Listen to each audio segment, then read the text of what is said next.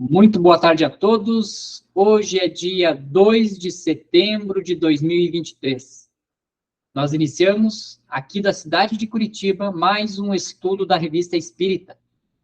Este estudo é promovido pela Sociedade Espírita Obreiros do Senhor, e demais estudos promovidos pela Casa podem ser acessados facilmente através do nosso canal do YouTube. Para acessar, entre em nosso site www.obreirosdosenhor.org.br. Se você está acompanhando esse estudo de forma gravada no YouTube, saiba que nós nos reunimos todos os sábados às 14h30. Então, você pode participar ao vivo, online, conosco. Para entrar nesse grupo de estudo, basta acessar o nosso site, ir no campo Estudos, Revista Espírita, e lá vai ter um link permanente para esta chamada pelo Google Meet do nosso estudo da Revista Espírita. Nós estamos estudando o ano de 1861 da Revista Espírita e chegamos ao encontro de número 24. Nessa continuidade desse encontro do número 24, nós vamos continuar no tema Conversas Familiares de Além-Túmulo. O tema de hoje é o Espírito e as Rosas, enviado de Nova Orleans pela senhora DB. Então, nós iniciamos na semana passada esse estudo das conversas familiares de além-túmulo, e esse tema ele vem como se fosse até uma continuidade, é um outro espírito, mas como se fosse até uma continuidade do tema iniciado na semana passada, que é a comunicação dos filhos com os seus familiares, né, com seus pais, e a impossibilidade, até às vezes, desses familiares conseguirem enxergar ou receber aí alguma comunicação dos filhos, por questões, às vezes, de materialismo, de vibração, como nós vimos na semana passada. Então, convido o Pereira a iniciar a leitura para nós hoje. Pode ser, Pereira? Pode ser, sim. Boa tarde a todos. Então, como o Lelo já fez a apresentação aí do tema, né, das conversas familiares de além-túmulo, o espírito e as rosas. O Kardec começa com a explicação, né? Emma, linda menina morta aos 7 anos, após 6 meses de sofrimento, quase não comia mais nas últimas 6 semanas antes de falecer. Aí ele... Hein, Pereira, foi para o céu direto?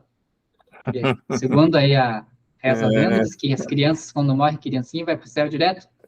Isso é alguns desses mitos que nós que estudamos a filosofia espírita sabemos que não é assim, né? Que não se dá saltos evolutivos, né? Um dos ensinamentos, até se você puder comentar um pouco, se tiver até o alcance, é nessa questão que, às vezes, o espírito de uma criança, ele pode ser um espírito milenário, e muitas das vezes aí é até mais velho que com mais existências do que nós temos, né? Que nós aqui, eu, Pereira, vocês aí que estão assistindo conosco. E aí que a gente vê, às vezes, que vem um espírito com uma sabedoria, vamos tratar a sabedoria aí no sentido intelectual, mas às vezes uma sabedoria moral, né? Que você vê que é muito avançada, né? Como pode uma criança ali com 5, 6 anos já ter essa sabedoria moral? Então isso comprova, é mais um dos elementos que comprovam a questão da reencarnação. Então a gente sabe que o espírito ali que vem para ser preparado para entrar no corpo de uma criança, na maioria das vezes é um espírito adulto, né? Que está no plano espiritual com um espírito adulto e tem que se fazer uma preparação toda, né? Para ele poder se adequar àquele corpo minúsculo, né? Porque é um corpo pequenininho. Existe na literatura essa questão que quando às vezes a criança morre até uma certa idade, ela volta com ali as características, às vezes até da encarnação passada. Seria mais ou menos isso, Pereira? Então, aí, isso que você falou é uma verdade, então só nós vamos entender isso se nós estudarmos e compreendermos a filosofia, a doutrina espírita, né? Nesse sentido que nós somos seres espirituais com várias e várias passagens no mundo terreno, como você bem disse. Alguns já com grandes jornadas, grandes experiências no mundo terreno ou em outros orbes, né, adquirindo conhecimentos, e quando esses espíritos eles necessitam de retornar ao mundo terreno, né, quando eles retornam ou eles vêm para o mundo corpóreo, né, eles trazem essas experiências, esses conhecimentos adquiridos, seja na parte intelectual como moral. É claro que quando ele vem para o corpo físico, ele é restringido, em parte, o acesso a algumas questões, principalmente as questões intelectuais, para ele poder, assim, vamos dizer assim, aproveitar o máximo possível a experiência de acordo com o projeto reencarnatório dele. Sobre a questão das crianças, você perguntou na segunda parte da pergunta sobre, desculpa, Isso, as crianças, então, tem na literatura e alguns livros psicografados, que as crianças, né, quando elas morrem muito na tenra-idade, 2, 3 anos, elas não retornam como criança, né, às vezes elas retornam lá até com as características corpóreas da última reencarnação. Então, aí o próprio estudo, estudando ali no próprio livro dos Espíritos, estudando a doutrina espírita, eles dizem assim, que isso tudo depende. Aí não podemos cravar. A maioria das vezes, alguns casos, principalmente espíritos que ainda não estão, vamos dizer assim, evoluídos moralmente, eles, ao retornar ao mundo espiritual, eles preservam por algum tempo até a própria forma do corpo, ou da vida anterior, ou, vamos dizer assim, até mesmo a forma da criança, da vida que ele estava aqui agora, né? Mas só que isso não é uma regra geral, porque a própria literatura, o próprio nosso estudo aqui da Revista Espírita, conta alguns casos de alguns espíritos que passaram e tiveram que, muitas vezes por própria provação para os pais, e retornaram ao mundo espiritual com criança ainda, como você falou, na tenra idade. Muitos deles, às vezes, ao retornar ao mundo espírita, já compreende plenamente a sua as suas condições como espírito e continua o processo evolutivo da forma que ele deseja, ou como que ele mais prefere, né? Então, existe, assim, alguns casos aí que constam que voltam realmente na vida anterior, ou até mesmo como forma de criança ainda, e alguns passam, inclusive, a necessidade, às vezes, de permanecer como criança no mundo espiritual por algum período de adaptação, para ele se desvencilhar plenamente, principalmente se for um caso de violento, alguma coisa desse tipo assim, né?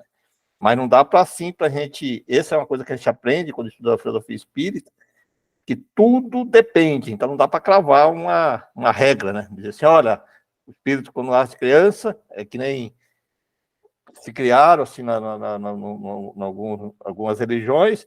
Ah, ele foi para o céu porque era um anjinho. Quer dizer, isso é mais para agradar a mãe, às vezes, o processo evolutivo, do que uma realidade, porque não faz sentido isso, né? Eu até brinco isso. Se for assim, porque nasceu e ele foi para o céu, falo, nós somos azarados, porque se não tivesse morrido quando criança, não teria ido para o céu. Então eu vou, por que então não morri, né? Aí pode até querer dizer, poxa, então nós devemos morrer quando criança, né? Porque daí eu vou para o céu, né? Então, isso é mais para agradar, criaram-se essas condições, essas falas aí e tal, muitas vezes para agradar a mãe, mas eu acho que a melhor maneira de você. A melhor maneira de você ajudar essas pessoas, essas mães, essas famílias, quando acontece isso, é conversar com o que eles estão conversando. Com a filosofia espiritual, não, é um ser espiritual. Provavelmente, que a experiência dele que ele passou aqui na Terra foi exatamente para cumprir alguma parte do que ele precisava passar aqui para esse retorno, então ele vai estar bem, mas de acordo com o merecimento e o grau evolutivo dele, né, de cada ser, de cada espírito, né. Só que nós tirarmos essa premissa de sermos seres espirituais com várias passagens no mundo terreno, fica difícil de você compreender, né. Achar que quando morre vai para um céu, vai para o inferno, aí não tem condições, né. A premissa está em você, é o que nós estudamos e compreendemos, e é bem fundamentado essa questão aí que nós somos esses seres aí reencarnacionistas, né, que com várias passagens no mundo terreno, nesse órbito como em outros órbitos.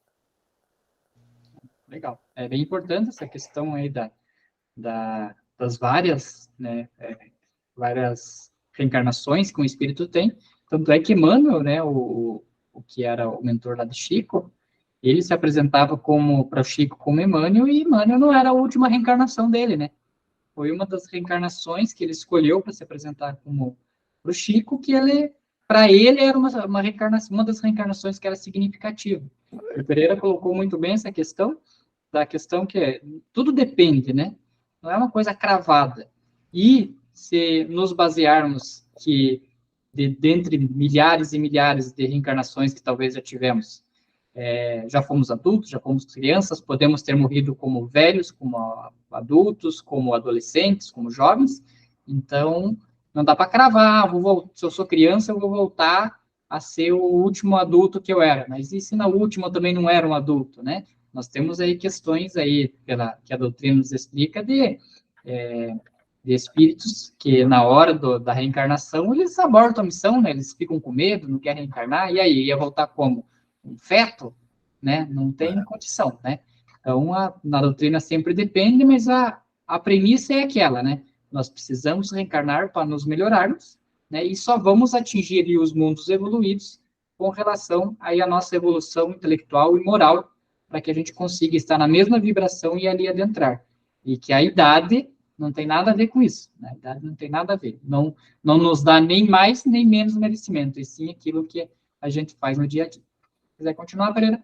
Então, vamos lá, ele fez a invocação, né? Estou aqui, senhora. Que quereis? Saber onde estáis, se sois feliz.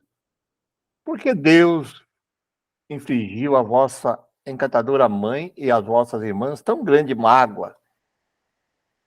Qual há de vos perder? Olha que interessante, Pereira. Não sei se ele vai explicar para frente, mas quando o espírito da criança veio, ela respondeu: estou aqui, senhora, que quereis? Será que não era Kardec que estava fazendo a invocação? Será que era uma outra pessoa? Ou será que ela falou senhora porque era a médium que estava recebendo ela, era uma mulher? Vamos ver se para frente ele explica. Eu acredito que acho que era por causa da médium, né? Bom, não sei também. Vamos ver aqui o texto, se ele explica isso, né? Então, responde, né? Estou no meio de espíritos bons, que me amam e me instruem. Estou feliz, muito feliz. Minha passagem entre vós era um resto de provação física. Olha, aí já começa a explicar aquilo que nós estávamos falando, né? Sofri, mas esse sofrimento nada era. Ele depurava minha alma e, ao mesmo tempo, devastava meu pobre corpo. Agora aprendo a vida da alma. Estou reencarnada, mas como espírito conservador. Estou no mundo onde nenhum de nós se demora, senão enquanto duram os ensinamentos que nos são dados pelos grandes espíritos. Fora disso, viajo, prevenindo desgraças, afastando as tentações. Estou muitas vezes aqui. Há tantos pobres negros. Sempre os lamentei, mas agora os amo. Sim, eu os amo. Pobre almas. Entre eles há muitos bons, melhores que seus senhores, e mesmo os que são preguiçosos devem ser lamentados. Olha que interessante ali, né, Pereira? Então já quer dizer que aquele espírito, ele precisava de um pouquinho mais ali, 7 anos de reencarnação, para ele cumprir a missão dele, cumprir a purificação. Mas por que ele veio só 7 anos ali na Terra? Porque o que dá a entender ali, porque ele precisava mais aquele tempinho, e a próxima reencarnação dele já seria de outra forma, que é ali que ele está falando, né? Eu já estou reencarnada, né, no estilo mais conservador, e já estou ajudando em outros locais. Em outros órbitos, inclusive, ele fala. Então, e olha que interessante aqui, esse aqui vem bem para desmistificar aí essa leva que está dizendo que Kardec, né, era racista, né? Olha o que diz, né? O espírito vem em Kardec, por compreender e aceitar que o espírito estava falando era real, né? Ele deixou na revista. E o que ele fala sobre os negros, que naquela época existia muita escravidão. Entre eles, há muitos bons, melhores que seus senhores, né? Então, se ele fosse racista, nunca ele ia querer escrever uma coisa dessa, deixar escrito uma coisa dessa, né? E a gente sabe que não é a constituição física, nem a cor da pele, que vai dizer que você é mais evoluído, menos evoluído espiritualmente. E aqui o Espírito vem trazer tudo isso aí, né? Que dentre ali os escravos, que todo mundo rechaçava, que era uma raça, né, praticamente não humana, O Espírito vem afirmar, entre eles há muitos bons, melhores que seus senhores. Interessante. Essas questões aí de acusações aí de racismo, ou até mesmo de ideologia política, né, que muitos falam que era socialista, que não sei o quê, por causa dos conceitos, é por utopia, né, porque na realidade a gente percebe que não tem nada disso. Quem estuda, né, realmente a filosofia do espírita vai perceber que não tem nada a ver com isso, né. Ele é sincero, independe da cor, se é branco, preto. Tanto é que ele, nas próprias sessões dele, lá em Paris, ele tinha sentado com ele, como sócios e participando lá, pessoas de vários, inclusive de outras religiões, né? Ele falava, podia ser rei, podia ser príncipe, podia ser também operário, então ele não tinha nenhuma discriminação, mesmo nem social e nem mesmo na questão de raças, né? Então ele aceitava de todos, ele tinha muitos correspondentes africanos, atendia, fala-se sempre na revista Espírita sobre essas comunidades, então pessoas que realmente às vezes querem deturpar alguns ensinamentos. Né? Vamos dar continuidade. Minha mãe querida, agora está falando para a mãe dela, minha mãe querida, muitas vezes eu vou até ela, e quando ela sente o coração fortalecido, foi eu quem lhe derramou o bálsamo divino. Mas é preciso que ela sofra. Olha. Mais tarde tudo será esquecido. E Lúcia, minha bem-amada Lúcia, estará comigo antes de tudo. Mas os outros virão. Morrer, nada é. Nada muda-se de corpo, nada muda-se de corpo e estudo. Eu já não tenho esse mal que me fazia um objeto de horror para cada um. Sou mais feliz e a noite inclinou-me sobre a minha mãe e a beijo. Ela nada sente, mas sonha comigo e me vê como eu era antes da minha horrível doença. Compreendei, senhora, que eu sou feliz. Eu queria rosas do canto do jardim, onde outrora ia dormir. Sugeri a Lúcia a ideia de me oferecer. Eu gostava tanto das rosas. Por isso vou sempre lá. Tenho rosas aí, mas Lúcia dorme diariamente em meu antigo lugar e todos os dias venho venho junto dela. Amo-a tanto. Pelo jeito a Lúcia era mãe, né? E não aceitava ainda a morte da filha e ficava naqueles locais onde a filha gostava de ficar, né? Para tentar rememorar, para tentar trazer à tona as lembranças, que foi o que a gente comentou no estudo passado, né? Daquelas pessoas, né? Que, por exemplo, mantém o quartinho, mantém o escritório da pessoa, porque era assim que ela gostava e tal, com um meio de tentar continuar ligado com a pessoa. E pelo que os espíritos veem, né? Nos trazendo esse ensinamento, isso é sempre prejudicial, não só a pessoa, como ao espírito. Com certeza, isso é muito comum, né? As pessoas deixarem lá o quarto sem mexer. Caso que eu conversando com a pessoa recentemente, a pessoa já tinha desencarnado a filha há mais de 15 anos e ainda estava mantendo o quarto do mesmo jeito, né? São coisas assim que são meio absurdas, né? Então, aí a gente tenta aí que entra a gente explicando para ela ela quer evoluir, que já progrediu, que a vida continua, né? Que seja feliz, né? Então, isso realmente acontece, é muito comum, né? Essa questão aí do luto permanecer aí por longo período, né? Agora, aqui dá para entender que quem está fazendo o diálogo aí é a mãe, ou alguma coisa assim, porque a minha cara menina, eu não vos poderia ver? Olha, não é o Kardec, pelo que entendi, não sei. Porque lá no começo ele fala senhora, Kardec a gente sabe que não é, a gente só não sabe quem que está fazendo as perguntas. Exatamente. Não, ainda não. Não podeis ver-me, mas olhai ao raio do sol, sobre vossa mesa. Vou atravessá-lo. Obrigado por teres me evocado. Sede indulgente para com as minhas irmãs. Adeus. O espírito desapareceu por um instante, fazendo sombra Só para a gente dirimir aqui, Pereira, a dúvida. Então, vamos lá. Deixa eu pegar aqui, estamos na página 5. Aqui é um estudo, vamos fazer certinho, né? Então, lá no comecinho aqui do Explicação? estudo, da explicação, aqui na abertura da revista, ele fala, então, enviado de Nova Orleans, pela Ah, senhora DB. Então, a é. senhora DB, que estava fazendo, então, essas perguntas, devia ser lá um grupo mediúnico que eles tinham lá em Nova Orleans, ela fez aí essa sessão e enviou para Kardec. Kardec aceitou as respostas e colocou na revista.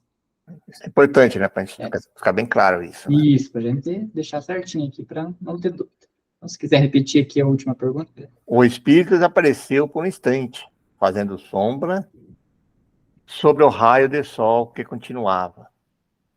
Tendo as rosas sido postas no adorado cantinho, 3 dias depois, a médium, ao escrever uma carta, veio apenas a palavra, obrigado, bem como a assinatura, criança que a fez escrever. Recomeça a tua carta, que pena. Recomeça a tua carta, que pena. Mas estou tão feliz por ter um médium. Voltarei. Obrigada pelas rosas. Adeus. Deveria ser uma pessoa próxima, que conhecia, né? Da família ali. Sim, tinha dessa, né? Inclusive aquela outra carta, né? Que a gente leu na semana passada, era também uma pessoa que era próxima ali, que o espírito até falou para ela, né? E continuar aí nas sessões, talvez ela ia como ouvinte, como, né, uma pessoa que ia assistir. Mas então era meio que daquele círculo ali de convivência. É. Então, dando continuidade, né? Ensinos e dissertações espíritas. A lei de Moisés e a lei de Cristo. É bem interessante também, né? Comunicação obtida pelo Sr. R. de Mulhouse. Parte considerável da resposta obtida neste questionário foi transcrito por Allan Kardec em O Evangelho segundo o Espiritismo, capítulo 1, item 9, né? Dos nossos assinantes de Mulhouse, nos envia carta e a comunicação seguintes. Aproveita a ocasião que se apresenta de vos escrever para vos informar sobre uma comunicação que recebi como médium de meu espírito protetor e que me parece interessante e instrutiva para todos os títulos. Se assim entenderdes, eu vos autorizo a fazer dela uso que julgardes mais útil. Eis qual foi o princípio. Inicialmente, devo dizer-vos que professo o culto israelita e, naturalmente, sou levado a ideias religiosas nas quais fui educado. Olha que interessante, hein, Pedro? Ele era médium, né? Mas da religião israelita. Aquilo Né, que eu falei aquela judaica, hora, né? né?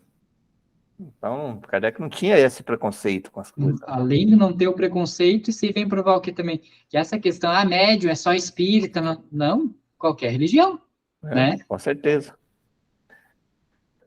Então, ele está dizendo ali que ele das ideias religiosas nas quais foi educado, que é natural, né? Muito comum, né? Eu tinha notado que em todas as comunicações dadas pelos espíritos, não se tratava senão da moral cristã, pegada pelo Cristo, e que nunca se falava da lei de Moisés. No entanto, eu dizia a mim mesmo que os mandamentos de Deus, revelados por Moisés, me pareciam ser o fundamento da moral cristã. Que o Cristo poderia ter ampliado o quadro e resolvido suas consequências, mas que o germe estava na lei ditada no Sinai. Então me perguntei se a menção tantas vezes repetida da moral do Cristo, embora a de Moisés não lhe fosse estranha, não provinha do fato de que maior parte das comunicações recebidas emanavam de espíritos que tinham pertencido à religião dominante. E se elas não seriam uma lembrança das ideias terrenas, dominando por tais pensamentos, evoquei meu espírito protetor, que foi um dos meus parentes próximos, e chamava Mardochê R. Eis a pergunta que ele dirigia e as respostas dadas por... Deve ser dadas por ele, mas deixa eu fazer um comentário aqui que é interessante, né, Pereira?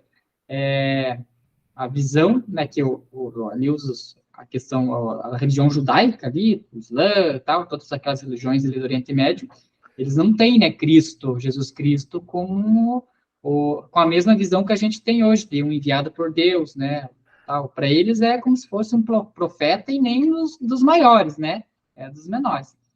Mas o que Jesus veio disso, né? Jesus, então, talvez ele nem tivesse até conhecimento tanto aí do legado deixado por Jesus Cristo. Mas o que a gente é, né, acostumado, sempre fala de que quando Jesus veio, ele mesmo comentou, né, que ele não veio para alterar a lei, né, mas sim para dar o seu devido cumprimento, né, Jesus falava isso. E aí esse que mandou a carta ali, ele vem dizendo, né, que para ele, o que ele entendia, estudando a Revista Espírita, como a gente fala muito da moral cristã, é que ela era baseada ali no ensinamento de Moisés. Mas parece que Jesus ele tinha dado uma ampliada. E o que é essa ampliada, senão eu não vim mudar a lei, mas dar o devido cumprimento? Era exatamente isso. Então, a compreensão dele estava bem certa, né? Jesus veio dar uma explicada melhor e dizer assim, olha, quando a lei do Antigo Testamento falava disso, não é para ser dessa forma. É assim, só que naquela época era assim. Então, agora eu vim dar uma nova explicação mais abrangente para vocês entenderem. Legal ele ter essa visão mesmo sem, né, acreditar mesmo em Jesus, né? Então, mas se a gente partir, assim, do princípio da filosofia espírita, da doutrina espírita, que nós estudamos, ele já se diz o seguinte, que quando fala da lei de Deus, tá de Deus, assim, nunca se mudaram em nenhum lugar, nem aqui no mundo terreno. A lei de Deus sempre foi a mesma. Aí, de acordo com a época que estavam ali, elas eram interpretadas e adequadas para aquelas civilizações. Então, quer dizer, e o que é Jesus? Jesus está seguindo as leis de Deus, seguindo a lei de Deus, dando a interpretação, que nem ele falou, na época de Moisés, havia necessidade de ser daquela maneira por causa do tipo do povo que estava lá, da educação que precisava. Mas era tudo, você tem que partir tudo pela lei de justiça e bondade da lei divina, que são iguais. Nunca mudou, né? Porque daí dá a interpretação que a lei divina nunca. É apenas o pessoal compreendia daquela maneira e era adequada para o processo produtivo dele. E quando Jesus já veio, já estava em condições melhores de compreender, então ele ampliou. Esse é o tema mesmo, ele ampliou um pouquinho mais os conhecimentos e abriu um pouquinho mais, né?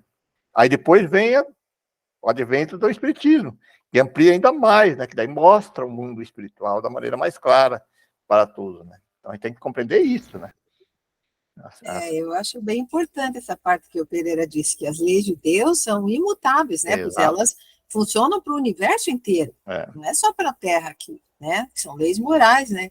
Então, modernamente, assim, várias coisas estão sendo colocadas na sociedade dizendo, não, mas isso é naquele tempo antigo, agora é diferente, né? Achando que aquilo era coisa antiquada, mas as leis de Deus não tem essa coisa de modismo, de ser antiquado, são leis eternas, né? E não são imutáveis mesmo, né? Então, várias coisas que a gente agora adota, assim, achando, não, mas isso agora, a gente, ainda o pessoal que luta por isso, né, por essas mudanças e tal, coloca que é o progresso e tal, né? Mas, na verdade, progresso de quê, né? Moral que não é, né? É importante a gente analisar essas coisas, né? Porque senão a gente se deixa levar e tal, e às vezes vai tolerando até dentro da casa espírita, dentro das religiões em geral, vai se esgarçando mais essa tolerância, mas você vê que Jesus, ele era firme quando era questões de Deus, né? Então a gente sempre comenta, né, que Jesus, por exemplo, foi tolerante até em relação às coisas ligadas a ele mesmo, né? Permitia que fizessem tudo com ele. Agora, quando se tratava das questões de Deus, né, que eu acho que o exemplo maior é aquela questão lá dos vendilhões do templo, né, que Jesus toma uma atitude que até parece assim, nossa, isso aí deve estar errado, acho que fizeram alguma coisa, colocaram uma coisa ali que não foi verdade, mas eu entendo que essa é a maneira dele reagir quando afetava uma questão que era divina, né, para mostrar que aquilo é imutável, né, não tem isso, não, mas agora já pode isso, né, naquele tempo, por exemplo, não, mas agora pode comercializar as coisas de Deus, porque tal, né, e assim vai indo, né, a coisa vai cada vez se desviando mais, né, então eu acho que a gente tem que ser um pouco mais firme nessas questões, não é que você vai, digamos, assim, desprezar as pessoas que fazem isso. Não, mas você tem que mostrar que aquilo não é correto. Você pode até acolher aquela pessoa,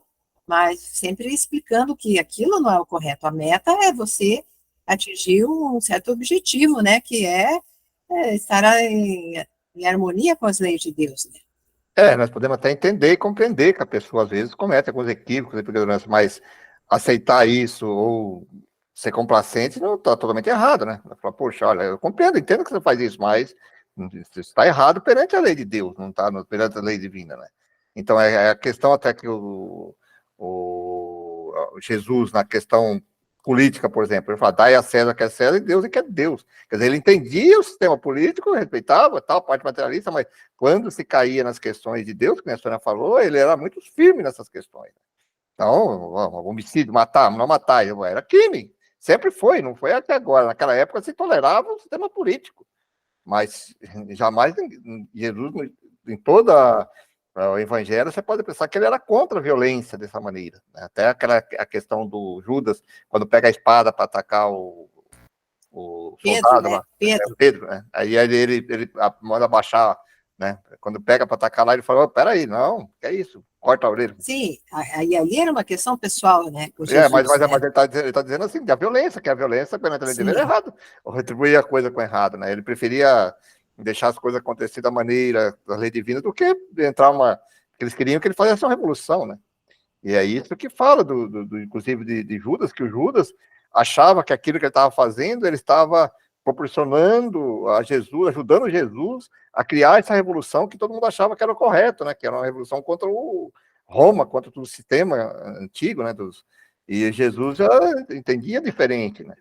Sim, Então, porque justamente Jesus veio dizer que o trabalho dele era com as almas, né, com os espíritos, né, não tinha nada a ver, então, mas também não ia permitir que a parte terrena influísse na religião, que foi a questão do templo lá, dos vendilhões do templo, né, assim como, então, dai a César o que é de César, mas também César tem que respeitar o que é de Deus, sim. Né? Então, não misturar as coisas, né? Então, não pode, por exemplo, o Estado perseguir a religião, ou impedir isso, aquilo, né?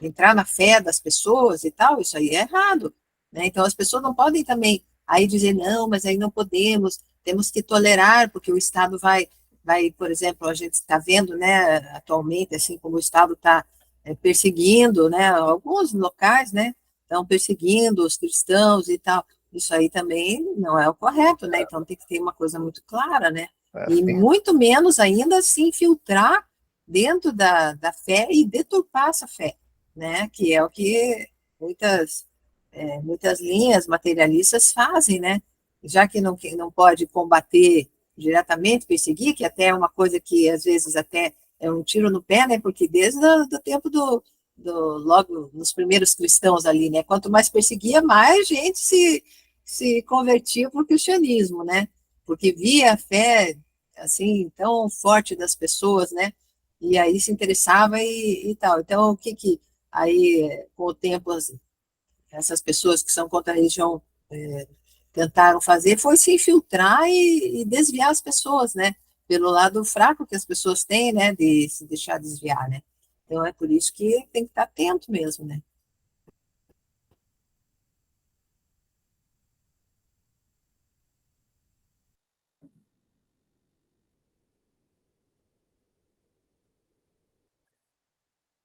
Eis as perguntas que ele dirigiu e as respostas dadas por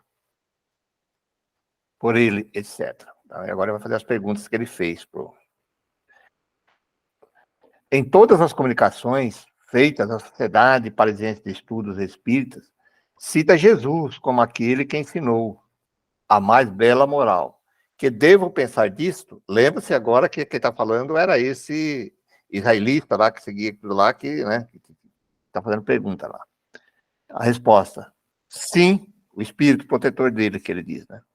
Sim, o Cristo foi o iniciador da moral mais pura, a mais sublime.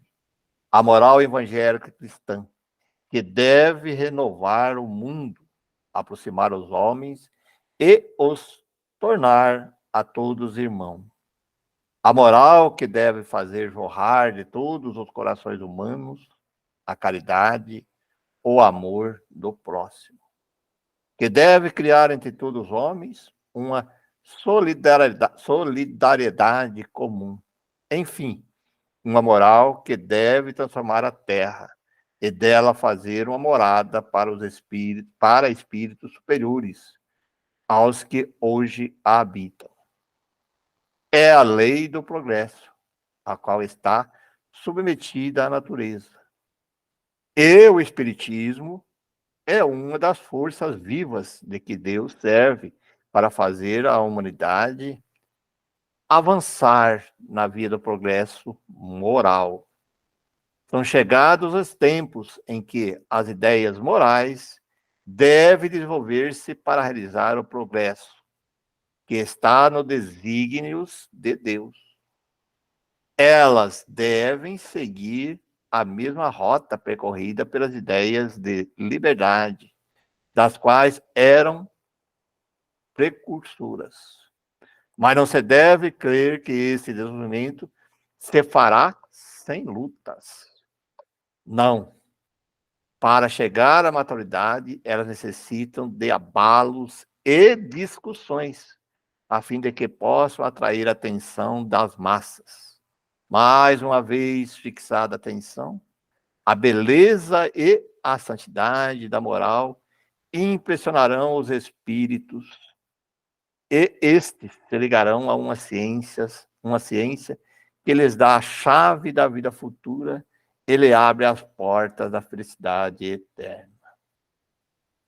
Deus é único, e Moisés é o Espírito que ele enviou em missão para torná-lo conhecido, não só dos hebreus, como também dos povos pagãos. O povo hebreu foi o instrumento de que Deus se serviu para se revelar por Moisés e pelos profetas. E as vicissitudes, porque passou esse povo, destinavam-se a impressionar os olhos dos homens e fazer cair o véu que ocultava a divindade. Bem naquilo que nós estávamos discutindo, né? Na questão de Deus, né? Que nós temos que partir para esse princípio, senão nós se perdemos, né? Sim. E que tal o mentor desse médio, né? As palavras sábias desse espírito, né? Muito, muito bacana, bem esclarecedora, né? E aí ele faz a pergunta 2. Em que, pois, a moral de Moisés é inferior à do Cristo? Olha só. A moral ensinada por Moisés era apropriada ao estado de adensamento em que encontravam os povos que ele propunha regenerar. E esses povos semi-selvagens, quando ao aperfeiçoamento da alma, não teriam compreendido que se pudesse adorar a Deus de outro modo, que não por meio de holocaustos, nem que se devesse perdoar a um inimigo. Só um parênteses aqui, né, Pereira? A gente sempre frisa isso, né? Que as leis são imutáveis, né? Porque a lei universal de Deus é imutável, mas que ela tem que ser apresentada para aquele tipo, para aquela condição do povo, de uma forma que ele entendesse. Hoje a gente vê isso, né? Quantas vezes a gente vê pessoas que a gente fala do espiritismo, das comunicações, da reencarnação, e a pessoa não acredita que pode ser possível. Não pode ser possível, ela não acredita, ou seja, é a pessoa que ainda não está preparada para entender daquela forma. Então, o que a gente tem que fazer para uma pessoa assim? É tentar levar o ensinamento espírita da evolução moral, intelectual, tal, entre outros, né? Tentar incluir essa questão da reencarnação e da comunicação, mas talvez a pessoa não esteja preparada para aquilo mesmo, vai ter que, talvez, uma próxima reencarnação, vir com essa mente aberta. Eu, nas minhas orações à noite, em agradecimento, Eu não sei se na reencarnação passada eu já tinha esse entendimento espírita, mas eu me lembro assim, fui ter nessa reencarnação. Então, eu agradeço a Deus, né, por ter encontrado o espiritismo nessa reencarnação e ter compreendido, estar compreendendo melhor as leis, porque eu acho que isso vai ser de muita valia, né, vai dar uma acelerada na minha evolução, porque quando você compreende melhor uma situação, é muito mais fácil de você, né, seguir o que está sendo preceituado. Essa analogia que você faz, vamos fazer uma analogia com o mundo terreno hoje. Você não vai pegar uma criança de 6, 7 anos, 5 anos, que está começando a aprender a escrever, você não vai ensinar a fazer uma equação do segundo grau. Primeiro você vai ensinar ela a tabuada. Então, primeiro ela tem que aprender os números, que é 2 mais 2, e aquele básico, as equações de primeiro grau, para depois ela ir desenvolvendo. E é assim também, moralmente falando. Você não vai chegar para um espírito que está recém, que ele falou lá, vamos dizer assim, bem primitivos ainda, selvagem, chegar e começar a falar para ele de coisas morais de alto nível que ele não vai compreender. Então você tem que ensinar ele primeiro a contar, né? Falar, olha, você tem que saber a tabuada, né? O beabá. Mesmo sem contar a questão moral, assim, na religiosidade em geral, né? Dependendo do nível que a pessoa esteja, até os sentimentos, assim, são diferentes. Então, ela sente necessidade, por exemplo, de ritual, de coisas concretas, né? Ter imagem, ter coisas que ela tenha que cumprir, né? Porque senão acho que ela não consegue se ligar a uma coisa, então tem que ter uma exigência, por exemplo, tem que ir à missa comungar, tem que não sei o quê, né? Outras linhas religiosas também sempre tem aquelas obrigações, né? Tem que fazer tal coisa, né? Já o espiritismo deixa assim por conta da sua própria consciência, né? E a gente vê que muitas pessoas seguem o espiritismo, mas no fundo, às vezes, ainda não estão preparadas, né? Talvez a maioria de nós, né, até não esteja, porque a gente pensa, nada é proibido, né? Então eu vou fazer, deixa para a próxima eu melhorar nisso, né? E a gente vai ficando meio comodista, né? Em certas questões, né? Não, para que eu vou fazer já? Não, tão bom ter tal de comodidade, né? Tal vício, tal imperfeição. Você se apega às vezes em algumas coisas e em vez de você lutar para ir para frente, né?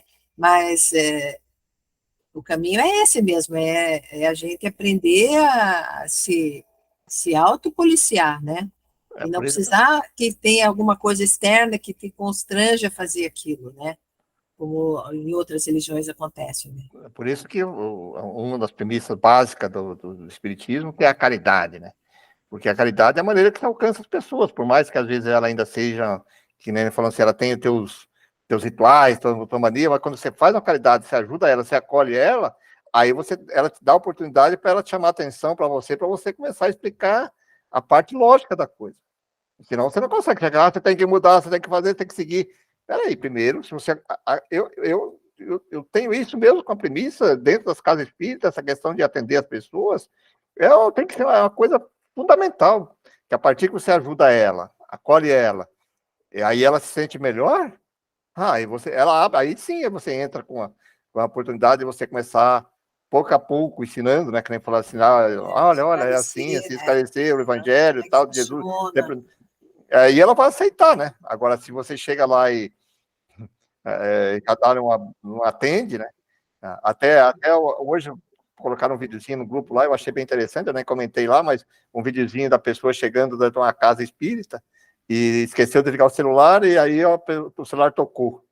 Aí o dirigente lá detonou e todo mundo detonou e tudo fez um monte de coisa, os amigos fizeram um monte de coisa, já fizeram o maior sermão, aí a pessoa saiu de lá da igreja, ele coloca igreja, que é da igreja e tal, aí foi pro boteco, chegou no boteco, derramou uma cerveja lá, aí o cara veio lá, quebrou a garrafa, né, o cara veio lá e ajudou e tal, e deu uma cerveja de graça para ele e tal. Aí o que aconteceu? Ele frequenta o boteco até hoje, e nunca mais foi para a igreja, né, porque falou, eu vou na igreja lá. Então isso é muito comum às vezes, quando a pessoa, nós sabemos disso, aquela rigidez, né, uma pessoa chega lá, a pessoa fala, não se pode fazer isso, onde você viu aqui não é lugar. Acontece em corporações, né? O espírito chega lá, nós sabemos que essa experiência. Você acha que a pessoa vai fazer o quê? Ali que é o lugar. Se chegou ali, eu achei aquele vídeo fantástico em termos de reflexão nesse sentido, né?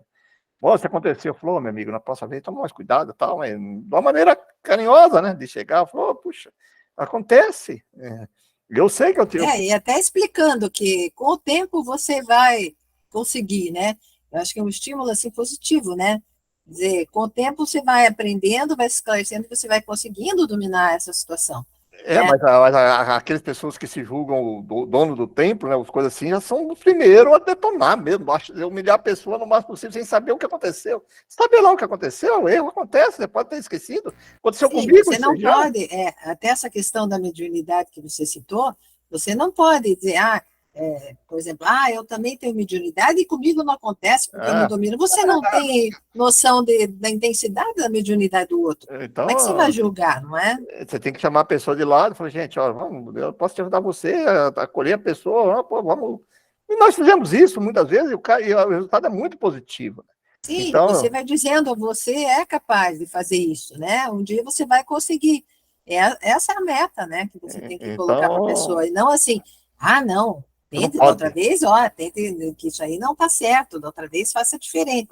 Às vezes vai demorar quanto tempo, né? Isso aí. Sem explicar nada para a pessoa, sem orientar, né? Sem acolher, poxa vida. A pessoa se sente humilhada, né? Vamos lá, então. Aqui embaixo. A inteligência, olha aí, ó, a inteligência deles, notável do ponto de vista da matéria e mesmo das artes e das ciências, era muito atrasada em moralidade e não se teria convertido sob o império de uma religião inteiramente espiritual. Aqui fica bem notável isso, essa questão de que eles tinham a questão da moral não muito avançada ainda, porque se a gente pegar ali os 10 mandamentos, a gente vê o que precisou ser escrito. Não roubar, não matar, não cobiçar, não, então, ou seja, eram coisas puramente materiais, que hoje, por exemplo, entre nós aqui, a gente nem concebe a questão de ir lá e roubar alguma coisa, ou ir matar alguém, né? Ou invejar, né? Ou cobiçar ainda existe, né? Mas, então, para ver que o espírito ali, o espírito mentor ali do médico, ele trouxe bem certinho isso, né? Tanto que nos 10 mandamentos, ele trouxe muita coisa material. E quando Jesus veio, ele falou assim, precisava ter só 2, que era o amar a Deus sobre todas as coisas e ao próximo como a si mesmo, né? Sabendo interpretar e agir sobre esses 2, não precisa ter mais nenhum. É verdade. Então, essas questões aí é adequada ali que venha os ensinamentos de acordo com o povo que você está ensinando, né? Na época que você está ensinando, né? Ó, aí que ele continua. Era necessária uma representação semimaterial, tal como então a oferecia a religião hebraica. Os sacrifícios, pois lhes falavam aos sentidos, enquanto a ideia de Deus lhes falava ao espírito. Os mandamentos de Deus, dados por intermédio de Moisés, contêm o germe da mais ampla moral cristã. Os comentários da Bíblia, porém, restringem-lhe o sentido, porque, praticada em toda a sua pureza, não o teriam então compreendido. Mas nem por isso os 10 mandamentos de Deus deixavam de ser uma espécie de frontispício brilhante, qual o farol destinado a iluminar a estrada que a humanidade devia percorrer. Moisés abriu o caminho, Jesus continuou a obra, o Espiritismo a concluirá. Bonito, né? E aí ele continua. O sábado é um dia sagrado? Pergunta bem ligada ao Velho Testamento, né? Resposta: sim. O sábado é um dia consagrado ao repouso, à prece. E é o emblema da felicidade eterna, a que aspiram todos os espíritos, e a qual não chegarão senão depois de se haverem aperfeiçoado pelo trabalho e se despojado pelas encarnações de todas as impurezas do coração humano. E na 4. Como você explica que cada seita tenha consagrado um dia diferente? Cada seita é verdade, consagrou um dia diferente, mas isso não é motivo para os pormos em desacordo. Deus aceita as preces e as formas de cada religião, desde que os atos correspondam aos ensinamentos.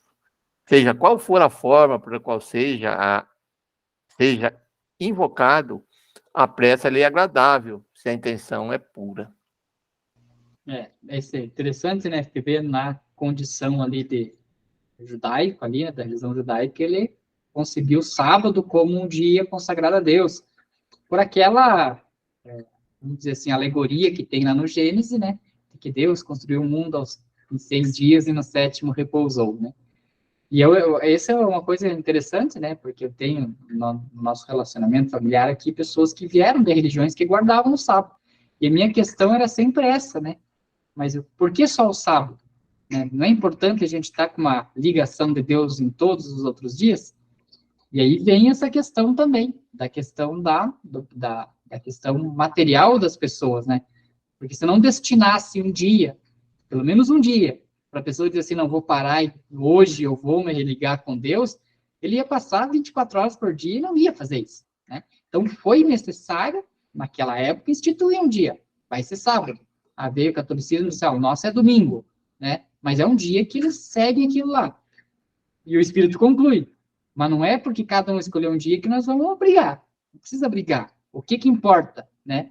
Seja qual for a forma pela qual seja invocado, a prece lhe é agradável, se a intenção é pura, né? Então ele concluiu com isso mesmo, dizendo, não importa o dia, a hora, o local, tal. Lógico que quando a gente faz um comprometimento, que nem nós aqui, que somos comprometidos e tá todo sábado, a gente tem que cumprir esse comprometimento, porque não é quando a gente não vem, imaginou se a gente não vem hoje, né? A Sônia ia ficar sem estudo, a Regina, o Fábio, né? E fora os espíritos encarnados que nos acompanham, tá tudo sem estudo, sem acompanhar. Então, a gente tem que cumprir o compromisso. Mas não é o dia, a hora, e sim a forma como a gente passa isso, né? Verdade.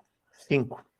Pode-se esperar o estabelecimento de uma religião universal? Essa é uma questão interessante também, né? Não. Não no nosso planeta, ou pelo menos não antes que tenha feito progresso. Por enquanto, milhares e milhares de gerações ainda não houverão. Mardosh R. E é verdade, né?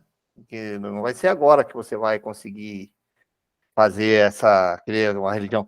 Porque a pessoa fala sempre assim, eu até pergunta se o espiritismo será a religião do futuro. Ele fala que não, né? Será o futuro das religiões, né? E o Kardec respeitava muito, você vê, uma pessoa que era de outra religião, mas que ela poderia ser mais espírita que muitas pessoas espíritas de carteirinha hoje, né?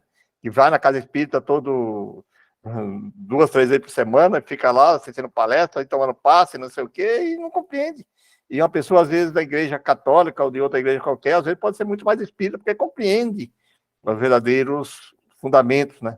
Da caridade. Isso é como a gente falou, depende da maturidade de cada espírito, né? Da maneira que a pessoa tem a necessidade. Agora, se ela tem uma necessidade e a religião dela não oferece aquilo, ela não consegue aproveitar nada daí, né? Eu acho, né? Se pega uma pessoa que precisa, tem necessidade do ritual, bota ela no espiritismo, para ela aquilo não vai fazer sentido, né?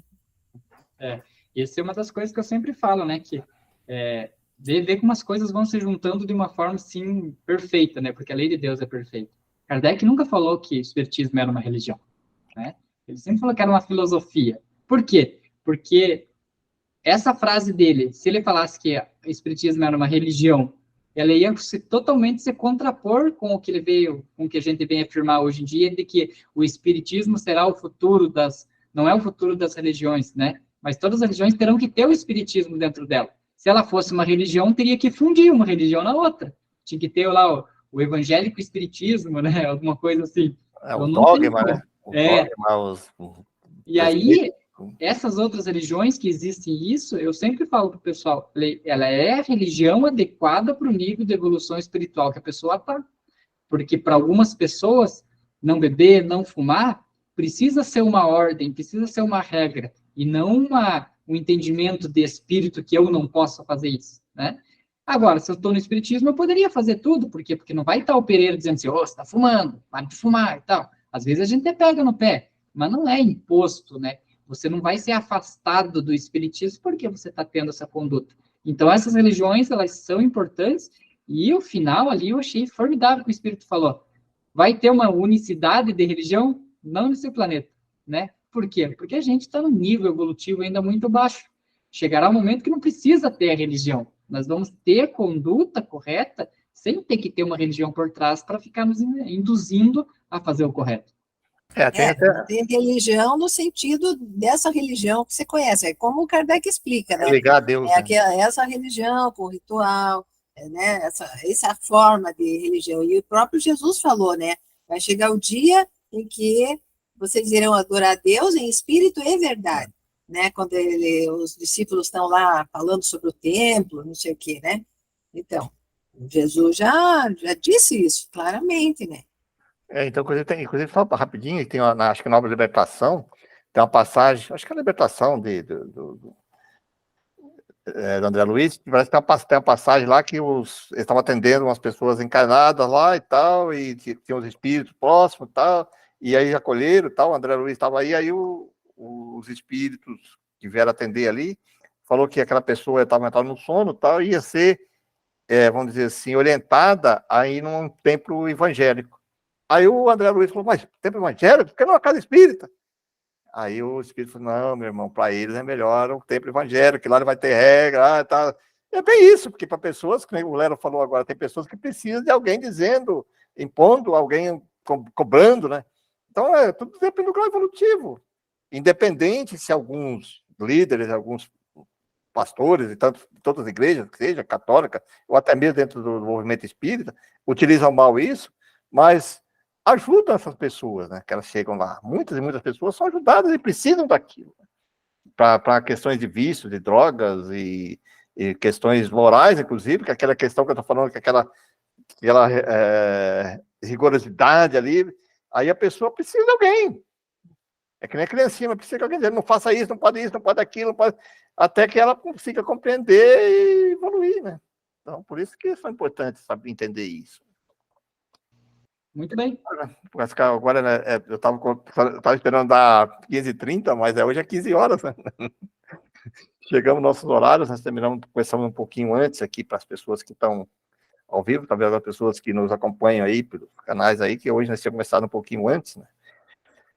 Bom, pessoal, então tá aí a nossa reflexão, acho muito pertinente, muito importante a gente compreender tudo isso, e que nós temos que sempre aprender essa questão da compaixão, de ajudar as pessoas que precisam, ter assim a gratidão, que nem o Lelo falou, que nós temos nessa experiência, nós estamos tendo a oportunidade de conhecer um pouquinho mais essa filosofia tão rica, tão esclarecedora. Mas muitos amigos ainda não conseguem ainda alcançar o mesmo nível. Por isso cabe nós termos essa paciência e ajudá-los à compreensão, cada um de acordo com suas reais necessidades. Jamais, como ensina o Evangelho, sem julgamentos, sem preconceitos, simplesmente com muito amor, porque nós também necessitamos constantemente do perdão, da paciência, porque nós todos somos irmãos, um mais, outro menos evoluído, nesse estágio evolutivo, que o mais evoluído estende a mão para o menos evoluído, e assim vamos todos progredindo. Por isso, nossos agradecimentos constantemente a Deus por dar-nos essas oportunidades encarnatórias. Obrigado, Deus. Obrigado, Jesus, mestre querido, pelo Evangelho, que nos orienta, nos guia. Obrigado a nossos colegas e amigos da Codificação Espírita, Kardec, toda essa equipe espiritual, por nos deixar essa filosofia, essa doutrina tão esclarecedora, tão orientadora, que nos ajuda a compreender o verdadeiro Evangelho de Jesus.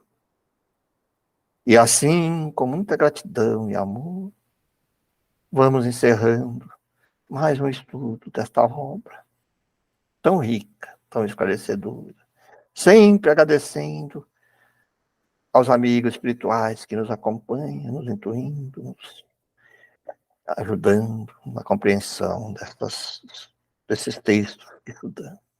Obrigado a todos e até a próxima semana. Que assim seja.